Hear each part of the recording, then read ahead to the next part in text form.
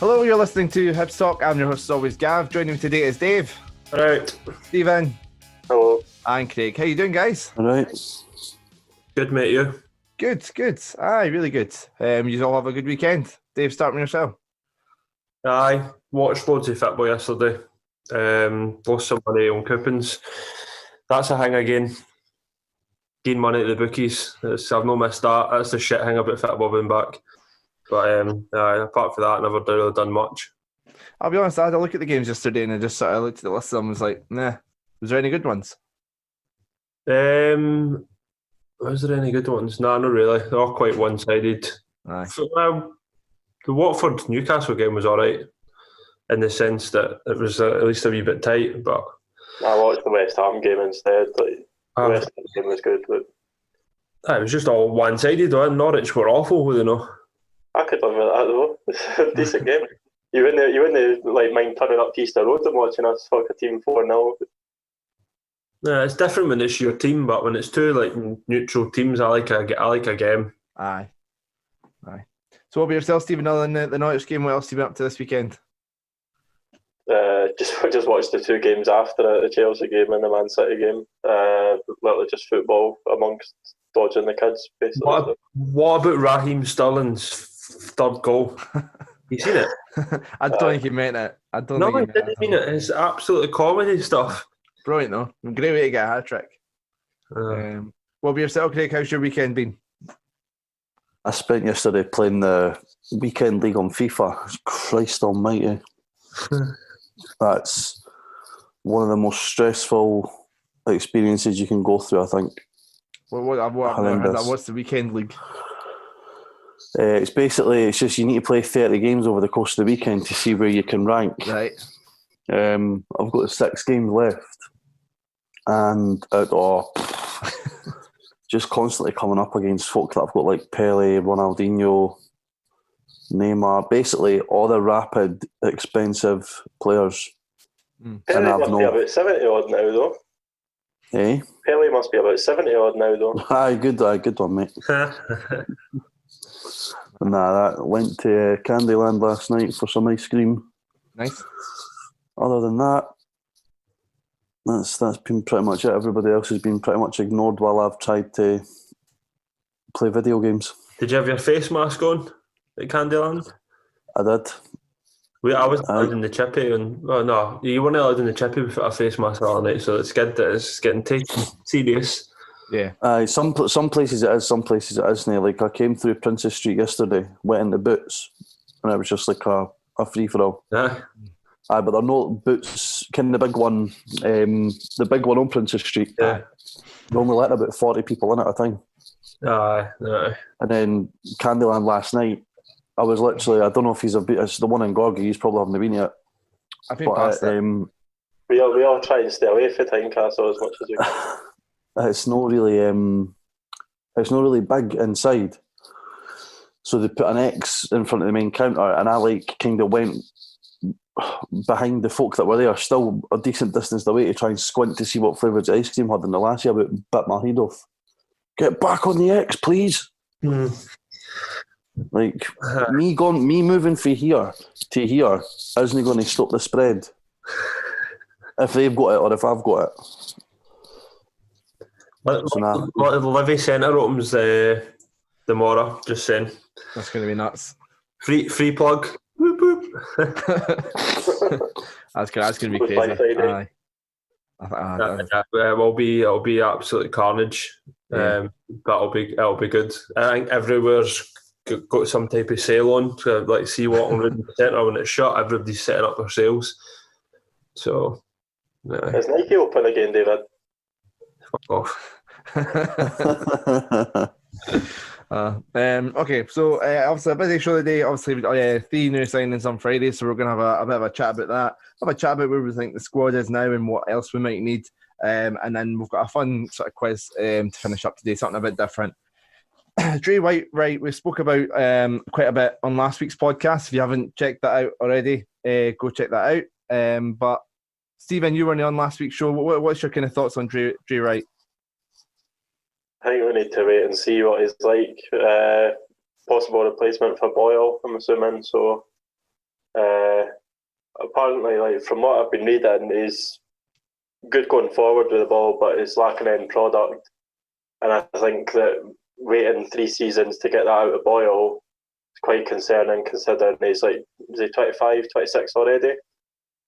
I can't remember. I've not got it to hand, but I would think it's 24, 25. But if he can get the ball forward, I mean, there's enough players there that are creative enough to get the ball and strikers. So be just interested to see how he goes. Apparently, he played in the friendly yesterday as well, did he not? Aye, he got an assist set up, Gullen. So it's a good start, and I think he's going to have better quality. No disrespect to St Johnstone, but he's going to have better quality forwards, especially with Deutsch's end product last season, and hopefully Kevin Nisbet. So, so Kevin Nisbet, the other signing, sort of the second one announced. I'll be honest, I did not expect this one coming. I did not see this coming. We've been linked to him, and then I thought, we're not going to spend money on him. Can't see that, but over the first reactions, Dave, starting with yourself. First reactions to Kevin Nisbet signing. Yeah, I'm happy with it, but ken that way where you're happy about it just purely on the hype of it, because I've not really seen him. Aye. So I'm like, he scored loads of goals, that's fine, but I honestly didn't really know what he's like. But it's decent that we've got somebody that just bangs it in all the time. Yeah. So we did speak to a Dunfermline fan, so I'm going to slice in the audio now of me speaking to Ben, and like I say, I'll come back in a second and get your guys' thoughts on what he says. So I'm sure a lot of us are kind of wondering what kind of player we're going to be getting in Kevin Nisbet. So who better than a Dunfermline fan to come on? We've got Ben, who does matchday vlogs for Dunfermline as well as other clubs up and down the country. So, but first off, Ben, how are you getting on? Not too bad.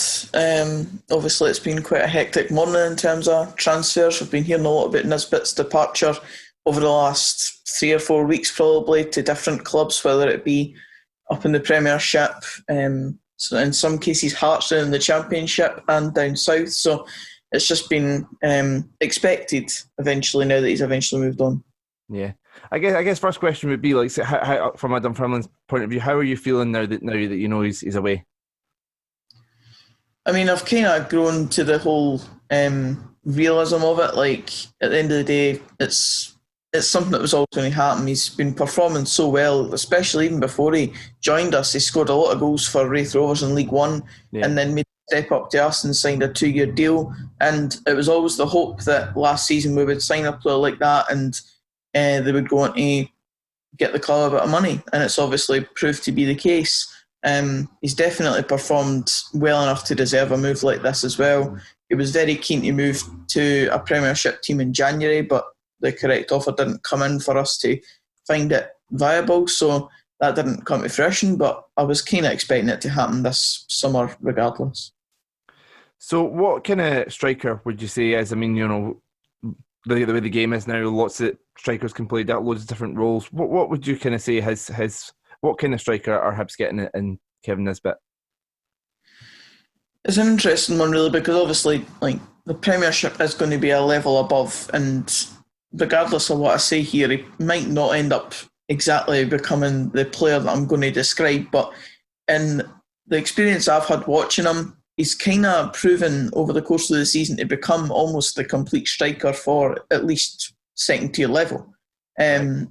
He's brilliant on the ball, certainly. He's, in my opinion anyway, Lawrence Shankland obviously being the comparison player in the league last season, I would say he's better on the ball than Lawrence Shankland.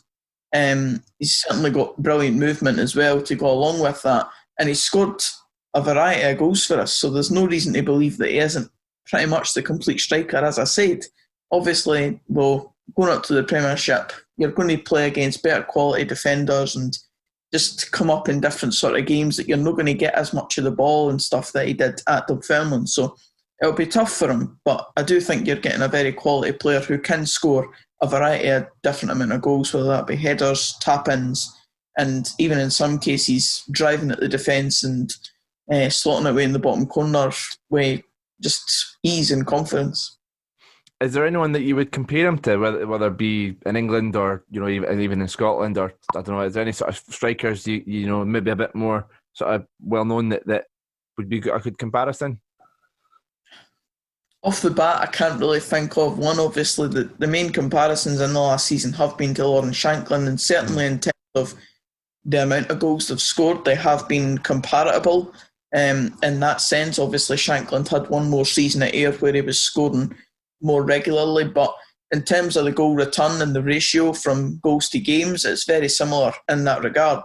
And I would put him in the same bracket as, Lawrence Shankland's had an international call-up, for example. I can definitely see Nisbet being in that category within the next few years, and obviously he's signed a 4-year deal at Hibs, so I could easily see that happening within that period. Aye, that'd be brilliant if he did. Like I said, we've seen players come to Hibs in the last sort of few years, even like say McNulty, and using that platform to get into the Scotland squad. So Scotland squad. So hopefully Nisbet can do the same. Would you say there's anything in this game that he still needs to improve on, like a part of this game that's maybe a weakness? I suppose it's just getting that Premiership experience at the end of the day. Like it's so hard to judge sometimes with players that perform well in one league and them rising to the next level and expecting them to sort of perform in the same way. Like we've just signed Declan McManus as a sort of replacement for Nisbet, and he's scored a lot of goals in League One just the season past there, but do we expect him to score the same amount in the league above? Probably not. So it's just a case of getting that Premiership experience and trying to adapt to the new level that he's going to be at. He certainly did it with ease coming from League One into the Championship, but it's probably a less jump in terms of quality. So I would say directly his first challenge should be just to learn to adapt to the new level and come up against better quality defenders. And obviously, I mean, I know you've seen maybe not as much as like say Hibs fans, but you've seen a bit of Christian Gogić this season. Do you think there's the makings of a good partnership between the two of them? Could you see them working well together? I mean, definitely. All the clubs that he was linked with, at the end of the day, they all had good strikers on their books, whether that have been Dundee United, obviously having Lawrence Shankland there. Whether it would have worked as a partnership, I'm not too sure because they are very kind of similar players, but the two linked up together would have been quite a pleasing aspect on paper. And then obviously, as you're saying, Hibs with Christian Gogić. Depends if Jack Ross wants to play two up front. I don't know how much they actually have went with a two up front, but if they did in the future, it would certainly be a partnership that Nisbet could be more of a kind of ball carrier player that could score a variety of goals, and I think Gogić is more of a kind of target man type player who can put away headers and stuff like that. So, and also with a player like Wright coming in reportedly, that'll offer great service for either or Nisbet or Gogić. And you mentioned Shankland a few times. So if, it's obviously a big if Shankland is to stay at Dundee United, who's scoring more goals in the Premier League? Who's making the step up better, Nisbet or Shankland? I'm not going to put too much pressure on my guy. I'll say Shankland for now just because he has proven it in a couple of games, and even against yourselves. And I was at that game and he scored a fantastic goal at Easter Road. So I would have to probably put more credence on Shankland for the now. But I don't doubt that Nisbet is going to come in and really prove to be a great player, especially over the course of 4 years. It's a long time to be able to prove yourself. Yeah. And I think you'll be able to do that. Fantastic. Appreciate that, Ben. So finishing up then, where can people find you? Where can people find your YouTube content?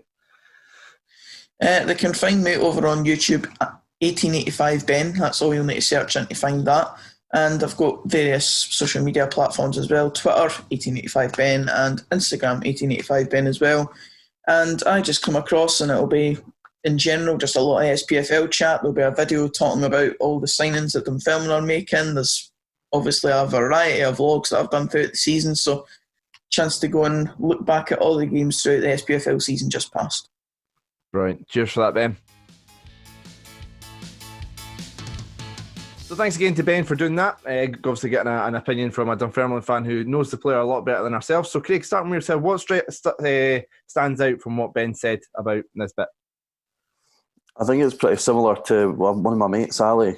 Asked him what he thought about it, and he basically obviously didn't go as much detail as Ben did, but basically said that we relied on him so much last season it didn't affect him at all. Kept up with Shankland for top scorer when we weren't doing anywhere near as good as Dundee United. So, you know, if he's able to sort of replicate that in the Premiership with us, definitely got a player on our hands. It is interesting when you hear fans talk about their own players, like, because when you said about his weaknesses, all he really said was that he's not got Premiership experience.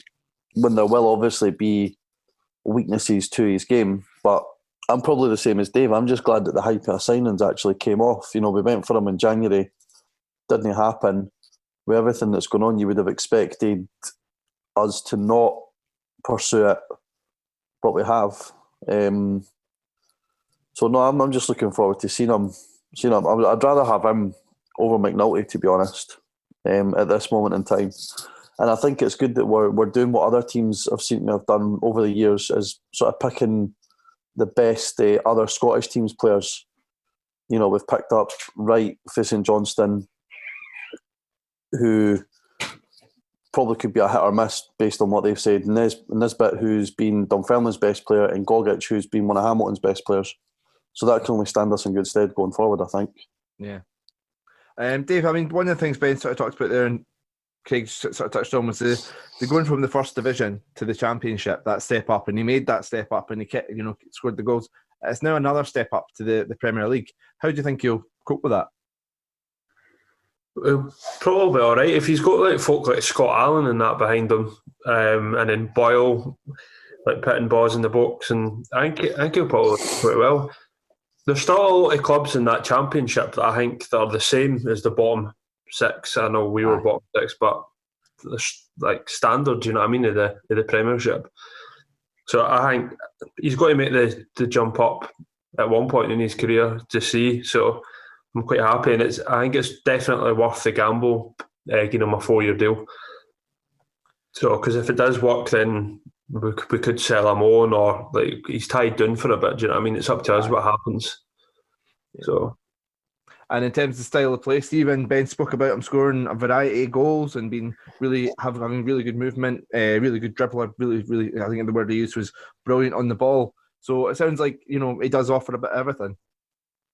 Well, I never heard anything about a 30-yard record in the top four, but We'll see Malin for that. That's fine. well, we can't even get Malin to do that now. But I'd be interested to see how he goes. Back in January, obviously, I never gave him that much credit. Like, I wasn't ranting and raving like Billy was and stuff. So I think, like Dave says, with a 4-year deal, it works in our favour, because obviously if it doesn't work out, got a couple of years and then we can try and punt him on. And then we've got time to develop him as well. So I think we've done the right thing with the 4-year deal, but just be interested to see how it goes. I think that this first season, I think it'll just be an adjustment period. There's been a lot of changes for a lot of clubs, and I think it'll just be time for them to adapt. I think, there might be that adjustment, like you sort of say, with everything sort of going on, and also the step up to the Premier League. But I think the key thing that stood out for me from his interview was the fact that he sort of spoke about utilising the club and the staff there to improve. It sounds like he's a player that's constantly looking at his own game and where he can continue to improve. And the fact that people are tipping him for as a future Scotland internationalist would only sort of drive up that value. So if that does happen, so a 4-year deal does really sound really sensible. And the best thing is he's a heavy. As he sort of posted that on Twitter, the photo of him alongside Dave and Stephen's favourite Scott Martin when he was about 13, 14 in a Hibs top. So love to see it. So we're going to come back and talk when we talk on the squad a bit more. We're going to talk about Nisbet and Gogić. But before we do that, I thought we'd have a talk about Gogić. So Craig, starting with yourself, are we finally replacing Livingston's new captain, Marvin Bartlett? Who's that like? He's doesn't exist for me anymore as far as I'm concerned. Now we've got the mad monk in the middle. I think it's every single Hibs fan could see we needed it last season. Yeah. And for it to be someone who knows the league as well as he does, like I said before, can only be good. We're not getting somebody who's coming in for outside like we did with Josh Vela last season, who has a certain impression of what Scottish football's like. They start playing and it hits them like a train that it's not going to be as easy as what they thought it was.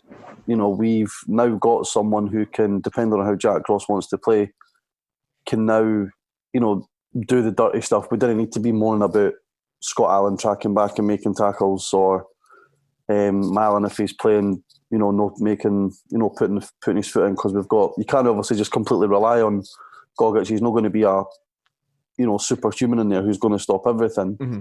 But it will certainly help allow our more attacking players to go and do what they want to do and do what they need to do without fear of, the midfield getting overrun, which I think happened too many times last season. Yeah. I think, Hecky kind of looked at it and went, we don't need a defensive midfielder.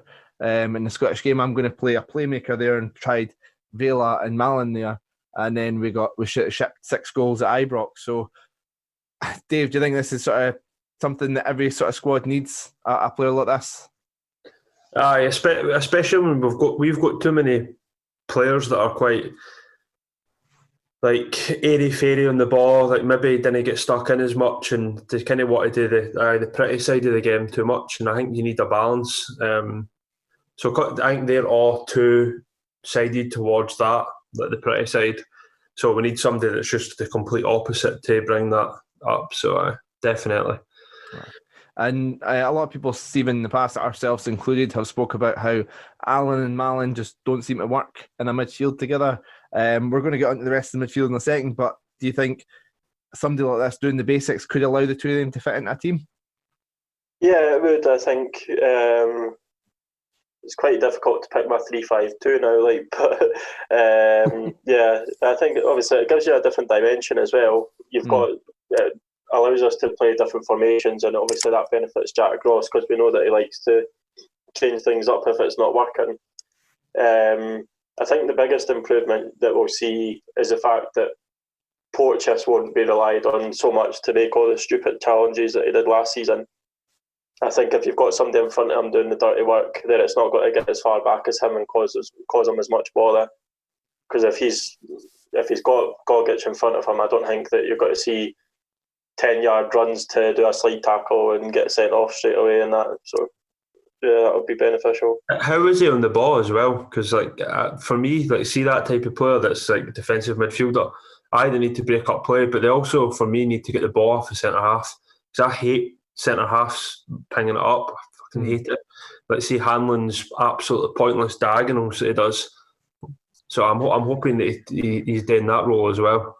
Yeah, that was one of the things with Mark Milligan. I was never sure if it was an instructional thing or if it was him, because he was more of a centre half playing in midfield. Like, say, he would get the ball and he'd never look comfortable sort of playmaking from that position. He would just either pass it to one of the midfielders or pass it back to the centre backs or out to the full backs.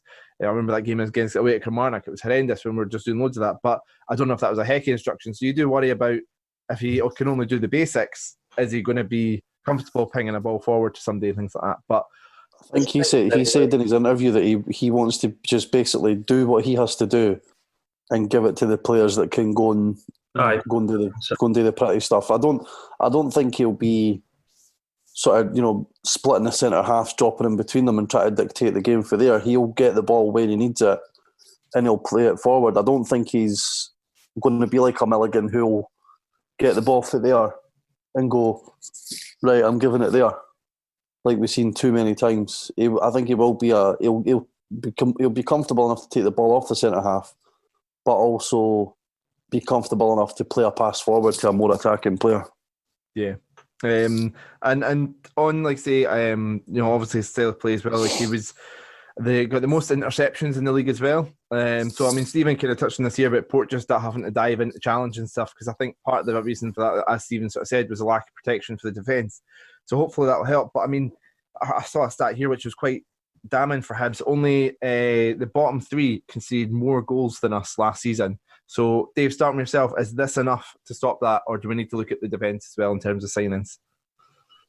We need to look at the defence as well. This will help, so at least it's well on its way, solving some of the problems. But it's just the whole sentimental thing with the defence. It's everyone's too, because they're maybe not nice guys or the Hibs fans, or because they won the cup, they can't be replaced, or they don't want them to be replaced, or they can't be bad mouthed. But not good enough. If you want, Hibs fans are we should be pushing for third. but we've got the third worst goals conceded in the league. It's just not going to work.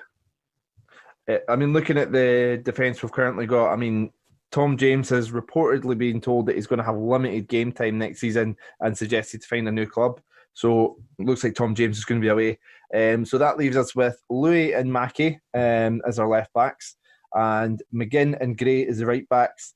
And then the centre backs, we've got Hanlon, Porteous, McGregor, Jackson, and then obviously the young laddies like Doig and Sterling if they don't go out on loan. So Craig, how do you sort of feel hearing that obviously there's decent numbers there, but in terms of the personnel, is that enough, or do we need to start upgrading some of those positions? Nah, I think if we're being ruthless through other parts of the club, we need to start being ruthless with the first team as well. Yeah. You can easily pick all of that defence bar McGinn have been there for 5-6 years. Jackson. At least. Oh, apart from Jackson, sorry, aye.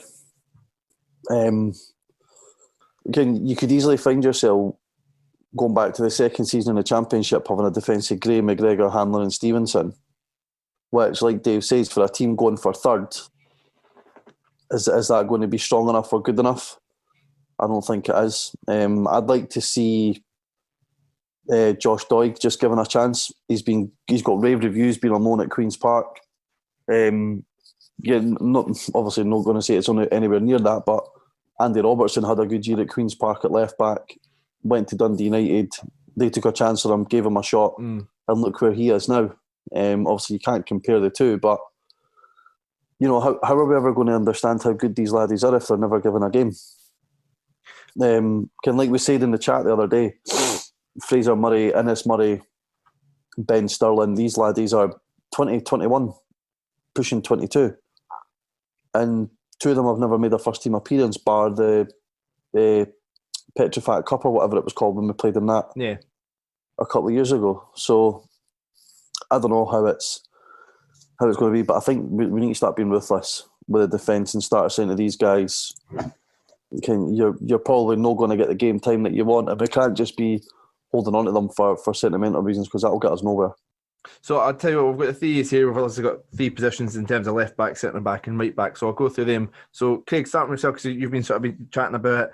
I mean, how would you feel if it was Hanlon and Porteous at the back next season, with Gogić in front of them, and Jackson and Doig being the backup centre backs, and then you've got McGregor as a kind of emergency break glass here if needed? I'd rather have Porteous and someone else. Right. Why is there sorry, Porteous and Jackson. I keep forgetting about Jackson.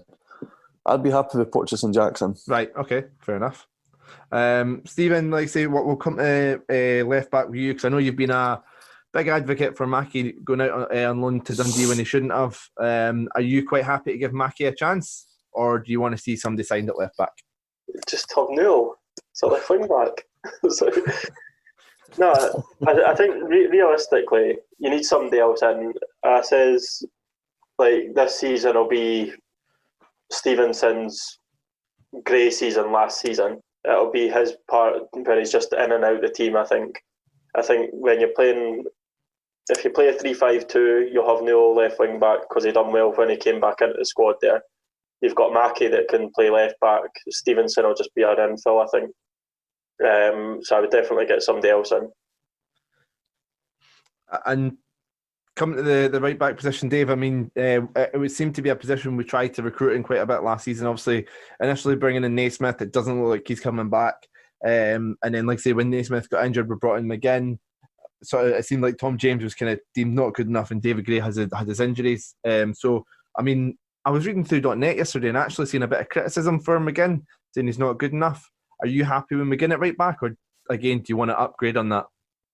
I think he's completely fine, like kind of defensively. He's just kind of solid, no thrills right back, isn't he? So if we're just going to be playing like a 4-4-2 or a whatever, or a diamond, and he's just going to be right back, I think he's fine. But if he is going to be required to, like, I don't think he'd work on the right like a 3-5-2, for example. So that's where Naismith comes into maybe being a better option, because he is better going forward. So what I probably would be all right with McGinn and Gray, and then maybe somebody younger coming up. So And I mean, this is just, like I say, very, very loose rumours. I've not seen anybody credible reporting on it, but folks sort of saying that O'Donnell maybe chances with that. Would you? Well, Scotland internationalist, but would you take him at right back? 100%. Oh, 100%.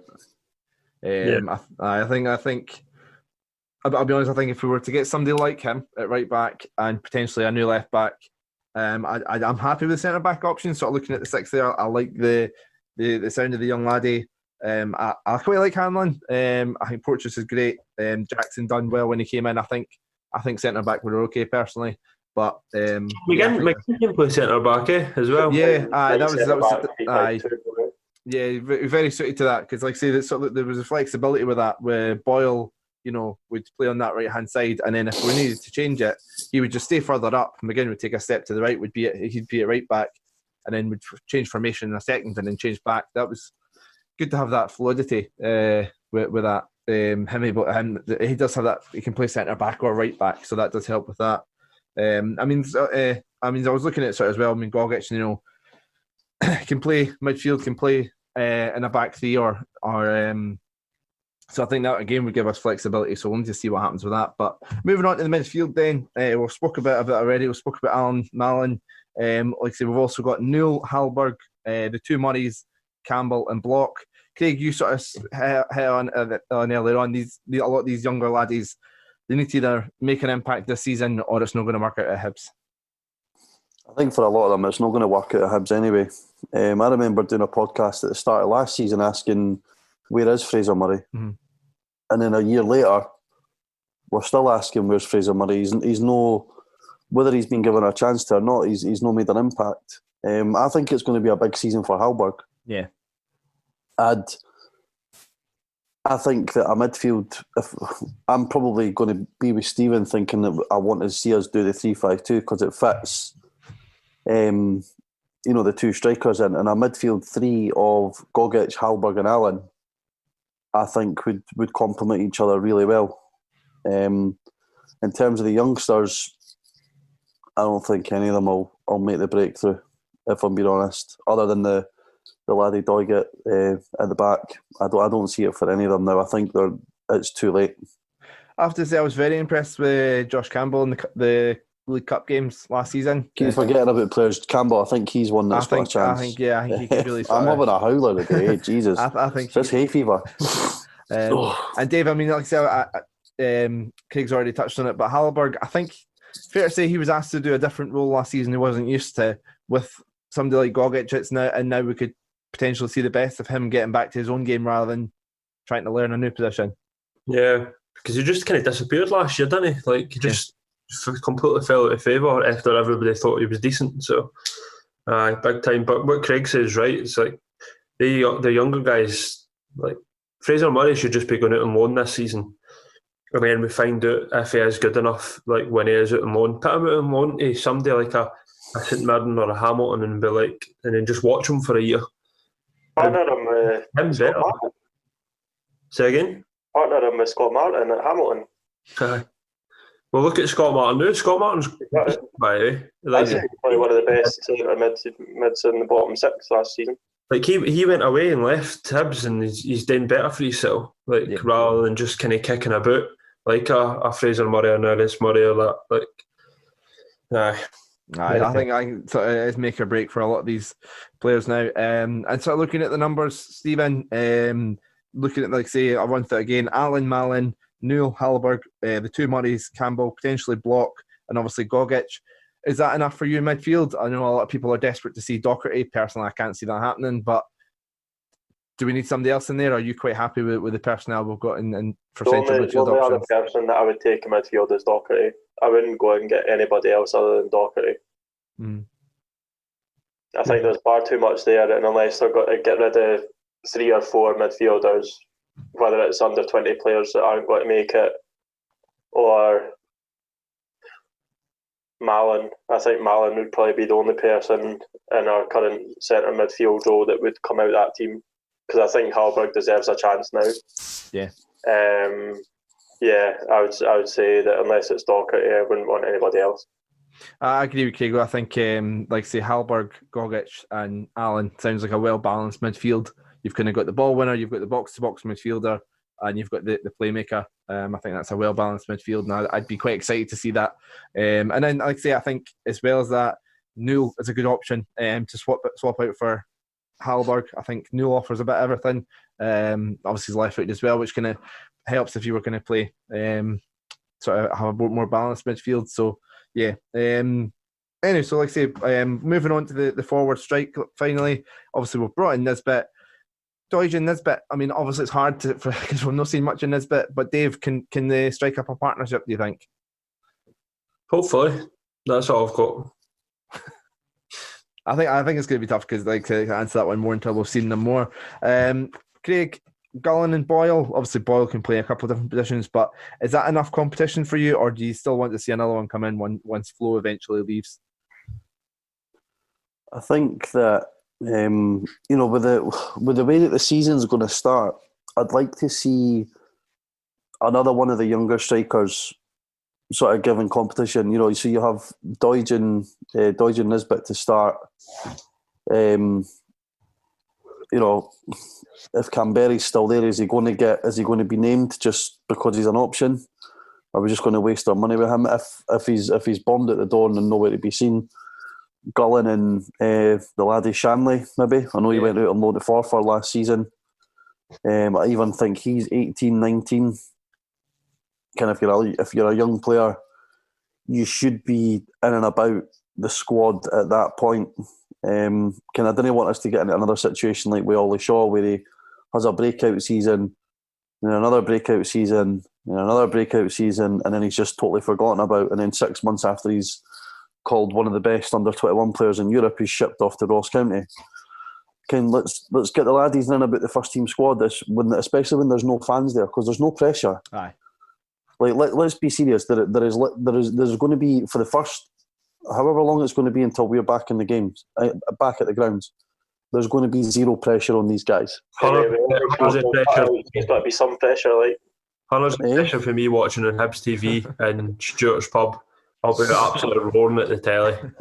But you're roaring at the telly. They can't hear you. If they make a mistake, they're not going to get booed because there's nobody there to boo them. But they've got all the eyes for the cardboard cutouts. Pipe in sound. See, just on that, Gav, we see how you asked, obviously, if they'll make a good partnership. Apart from Flo and McLaren, when was the last time we had a front two who had a good partnership?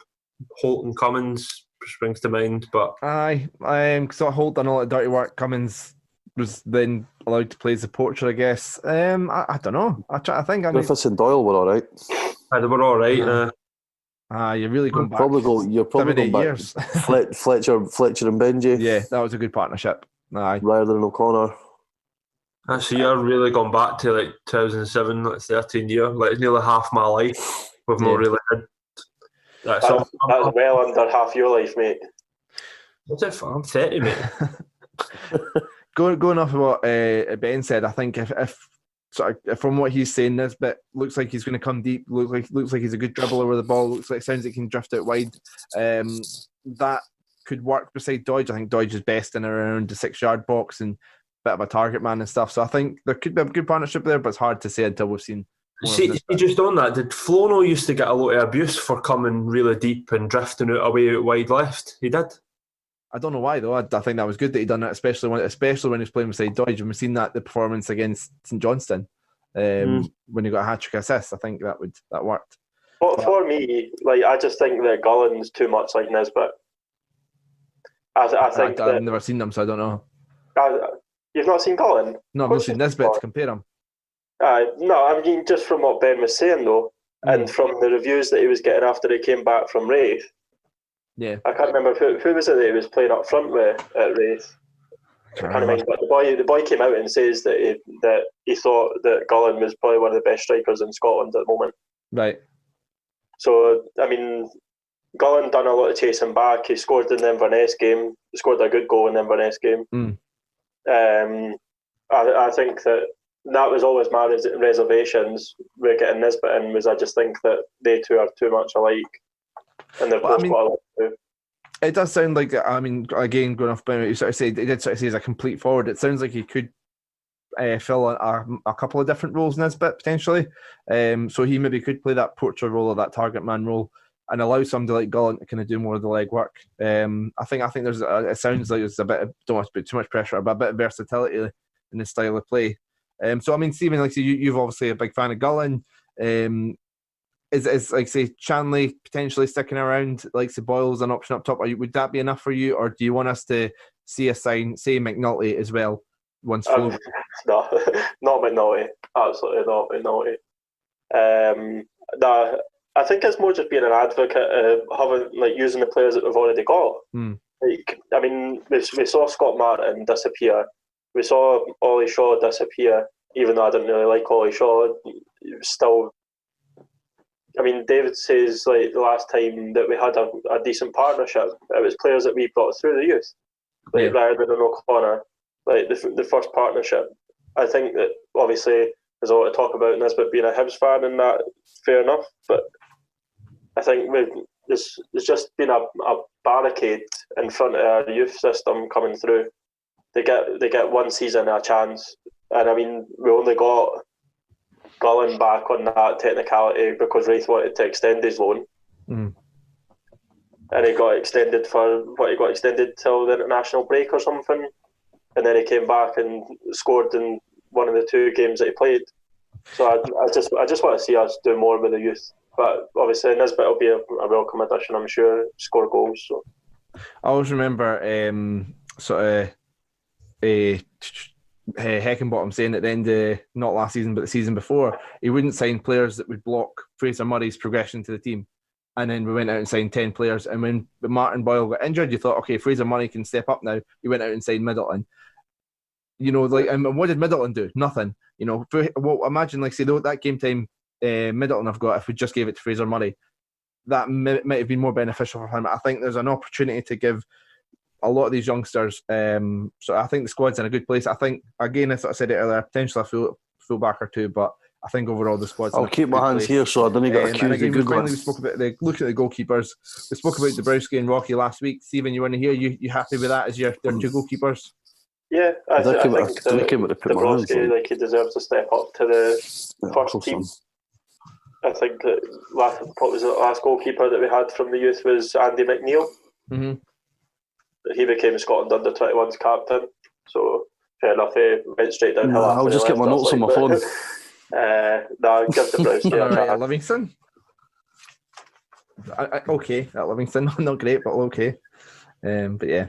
So like I say, that's where we kind of think the squad is just now. Just having a chat about that. Let us know on Twitter, Facebook, wherever we sort of post this on .net, Bounce. Let us know where you think the squad's at and what we still need.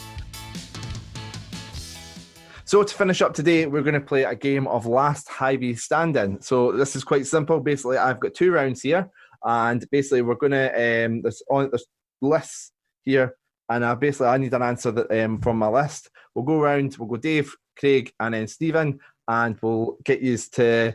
There's 2 topics, and I just need a name on this list. One of the lists is from Wikipedia. The other is just from my research. Apologies if it's wrong. There's no on my list that's wrong. So if you give an incorrect answer, you're out. If you give an answer that's already been given, I'll let you know it's already been given. Because it's over Zoom and stuff, just in case it's misheard, I'll give you an opportunity in case there's one that's already been said. There's no specific time limit, but didn't take the piss. So for example, if I was to go Harry Potter books and Dave was to go Philosopher's Stone, Craig was to go, just I've got here, The Chamber of Secrets, and then Stephen wasn't sure, Stephen would be out, and then we'd come back and we'd go Dave and Craig, and then you would go Prisoner of Azkaban, Goblet of Fire, and then and then if we went back to Dave didn't ken. Aye, Deathly Hallows is correct. And then we'd go back to Craig, and then Order of the Phoenix. So one of the ways I've seen this sort of game is playing, like say, once you're out for good. But once we'll go into the second round, we'll get everyone back in. If both of you win a round, it's a draw. But obviously, he's trying to win both rounds to get the both points. So we're going to start with round 1. And round 1 is players that have played for Scotland and Hibs. So I'm just going to go around and I just need the name. I'll score them off my list once I've got them. Again, I'm going off Wikipedia, so if I miss anybody, I'll blame Wikipedia, not me. Right, just so we get it clear, are we talking played for Scotland whilst at Hibs, or they've played for both Scotland and Hibs? I believe it's for Scotland and Hibs. Right, and are we talking full team, 21s, 20s, 19s? Full team. Right, okay. So there's a list of 60 odd players here. So yeah, it needs to be full team, not B teams and things like that. Because, for example, Paul Hanlon is not on the list. And he obviously got a cap for the Scotland B team or whatever it was called. So Dave, start with yourself. Give me a name of someone that's played for Hibs and Scotland. John McGinn. Stephen Fletcher. Oh, slow down. I need to score them off my list. So John McGinn, correct. Stephen Fletcher, correct. Stephen. O'Connor. Gary O'Connor. Yes, correct. Dave. Pat Stanton. Pat Stanton, correct. Craig. Andy Gorham. Andy Gorham, correct. Stephen. Gary Caldwell. Gary Caldwell, a great goal against France, of course, at the home game. Brilliant. Dave. Jim Leighton. L. Jim Leighton. Where's L? He's on the list. Yes, This doesn't correct. work when you have to take your time marking them off the list. I have to go as quick as I can. Jim Leighton is correct. Craig. Derek Riordan. Derek Riordan, correct. Stephen. Laurie Riley. Correct. Dave. Shit. Louis Stevenson. Correct. Dylan Craig. McGeoch. Correct. Jimmy O'Rourke.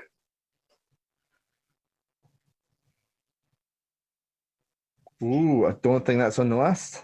Fuck it is. Fuck it is. So can I get a spelling of that? What? Can I get a spelling of that? Jimmy is Jim. Uh-huh. Then it's O with a Nope. wee apostrophe. No. So no, Jimmy O'Rourke is not. So Stephen is out. So we're in a head-to-head between Dave and Craig now. So, Craig's like Rain Man. so Dave, start with yourself. We're back to you. Lee Griffiths. Is correct. Of course, those Gary two free O'Connor. kicks. I've already said Gary that. O'Connor we've already had. So, but like I I've said, already said O'Connor. Oh, no. Alan Ruff. Alan Ruff, correct. A fella. Dave. Jason Cummins. Played up at Aberdeen, didn't he?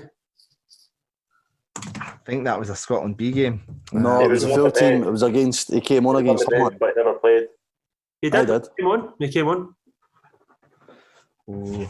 He came on at Pittodrie 100%. If he's not on Gav's list, he's not counting. I'm going to quickly Google it, see if he's got a Scotland cap. Let's have a look. Came on at Jason- Audrey. Craig's right. We've both got the same memory. We both can't be wrong. I'm sure he's got two. Aye, because it was a game that Malcolm Mackay took charge for. Yeah, that's Because right. Hanlon was on the bench and never Yes, got on. so I don't know why he's not on the list, so I apologise. But so Jason Cummins, correct. Kevin Thompson. Oh my God. Oh, yay! You just gave me one. Scott Brown. I've said him. Have you? I didn't. No, he's not. I did say Scott Brown. When? Let's have a look. I So don't know. having a rounds look ago. at this list, I'm going to allow sort of Kevin Thompson, but it looks like it's kind of players that have been at Hibs whilst they've got a cap. So, aye, just so Kevin Thompson, Jason Cummins are not on that list for that reason. But so we'll now that that's clear, we'll continue on. But yes, so Scott Brown's the correct answer. So Dave, back to yourself. So players I that- said Scott No. Brown. I'm all sure right, I so said Scott Brown, but anyway. Mark Craig McNulty. McNulty, Oh my God. correct. Dave. This could be it. Absolutely all over the place now. Going to need to push you for an answer. Yeah, shut up. No, mine's blank.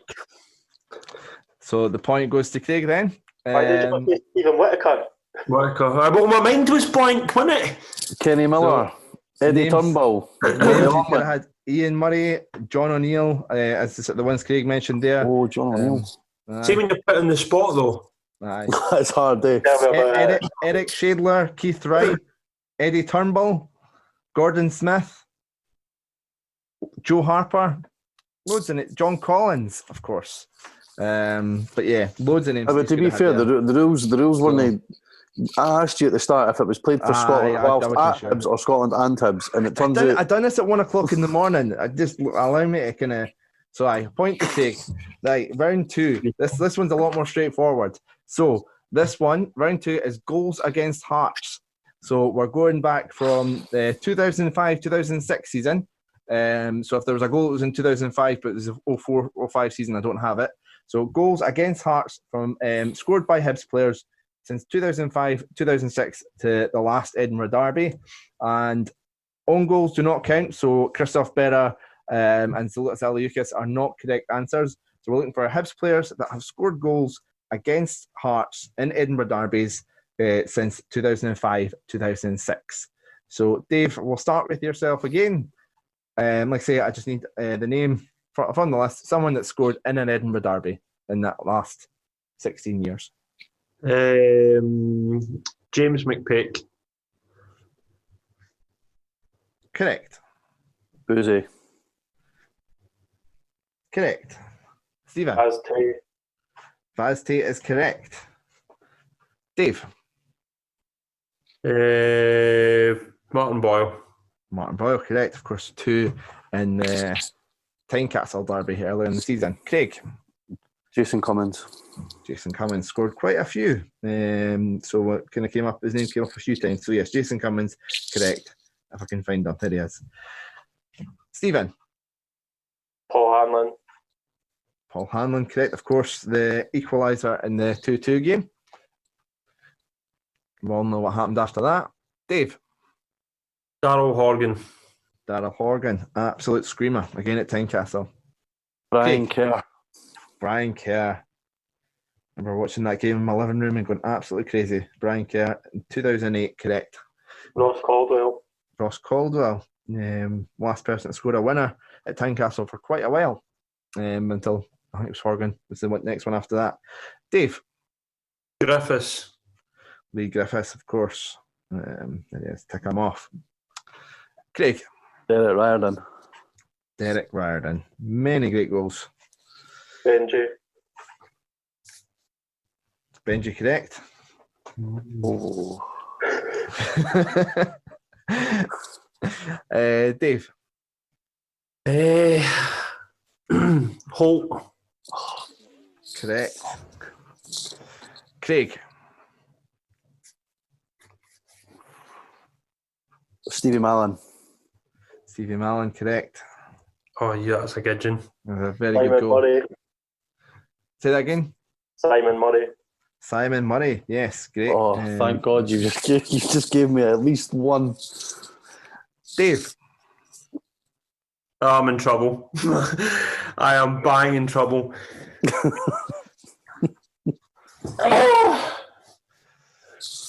Wait, 1 second. That's my front door.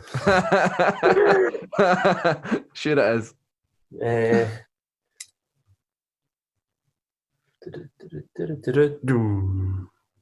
Anthony Stokes. Anthony Stokes, of course, yeah. Back in 2010. Craig. Jamie McLaren. Jamie McLaren, yes. Stephen. Oh dear. Say that again. Oh no. Adam Jackson. Adam Jackson has not scored a goal against Hearts. Unfortunately not. So Stephen is out first for the second time. So we've got a head-to-head between Dave and Craig again. So Dave, back to you. No, I don't think he has scored against Hearts, or if he has, I can't remember, but I'm just going to say him anyway because I've not got anything else. Canberry. Correct. Penalty. Tynecastle, aye. Scott Allen. Correct. Oh no, that was a peach. Aye, the one moment of the season that got the goal. Scott Daisy Allen's Cutter. goal. Great assist from Paul Hanlon, getting forward. So, so that was Craig that gave that one. So Dave, back to you. Malonga. Correct. Won the There's championship. still quite a few. These will be kicking yourself. There's still quite a few names here. These could get. Farid. Oh, Yeah, I'll give you that. Farid El Farid Alagouli El Alaghi. got 2 goals against Hearts, and both scored on 2 occasions. Of course, one of them a last-minute winner to confirm a 2-0 win. So yeah, so that's on the list. So Dave, back to you. oh my God! Right, championship season. Did Liam Craig score against them? I can neither confirm or deny that. Are you committing to that answer? Yes.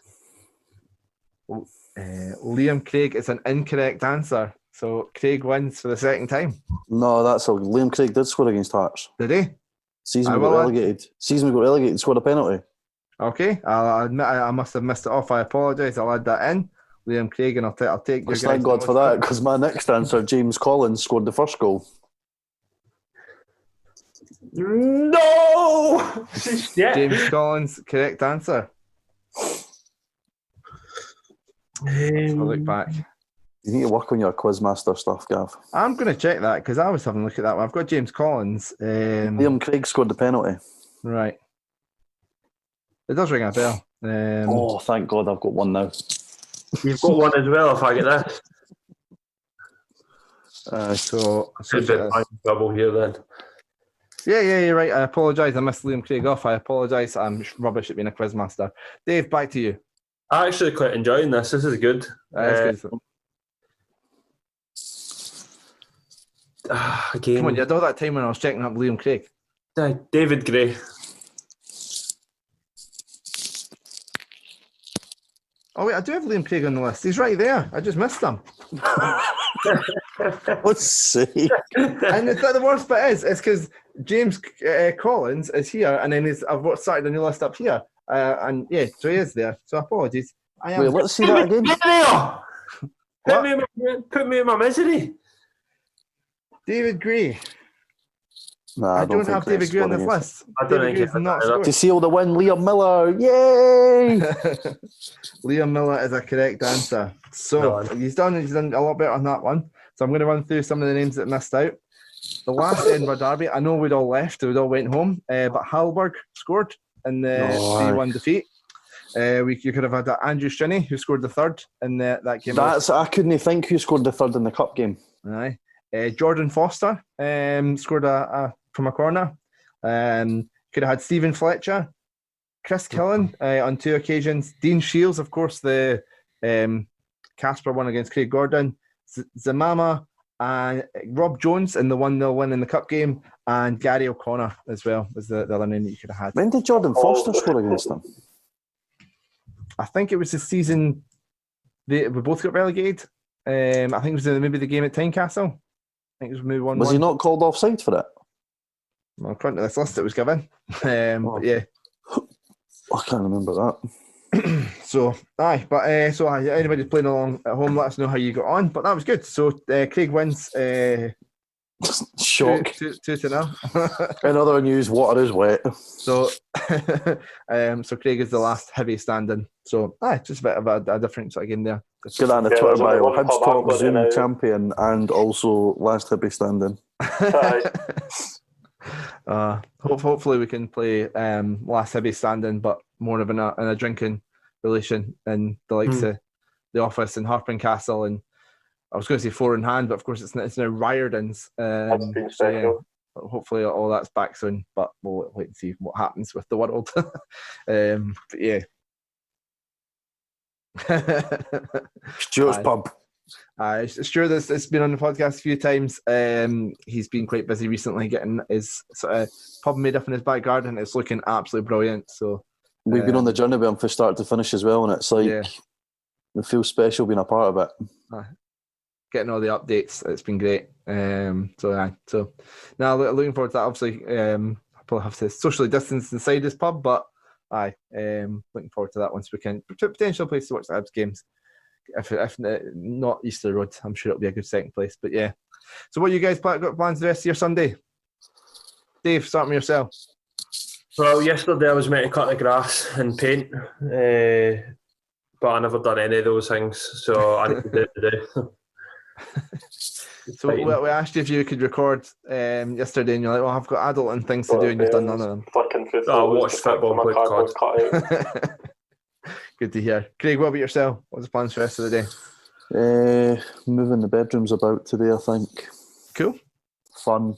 Grass needs cut as Nah, well, I was but thinking more like Neil as you Doncaster. can hear, I'm probably not in a fit state to be taking that on. We're 24 quid away. And Other Stephen, than that, nothing, mate. We get it. Stephen, what about you? Aye. Oh, aye. Make sure you're standing, like that, not, like that or anything. They've got the examples of how you're meant to stand with your photo.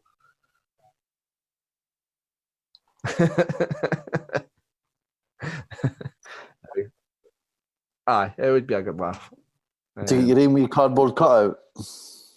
That's cute. You get to take it home, and then.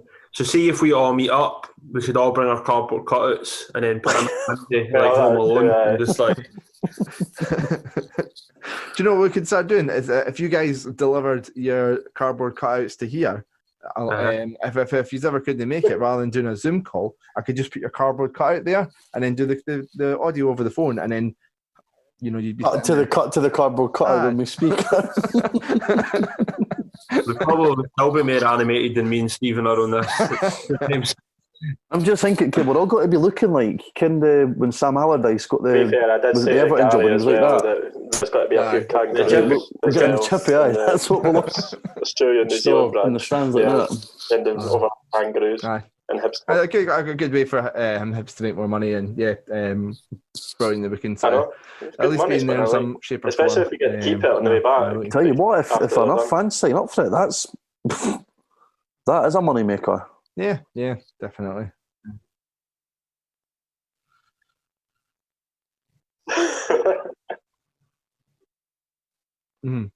If even 6,000 fans sign up to that, that's 150 grand.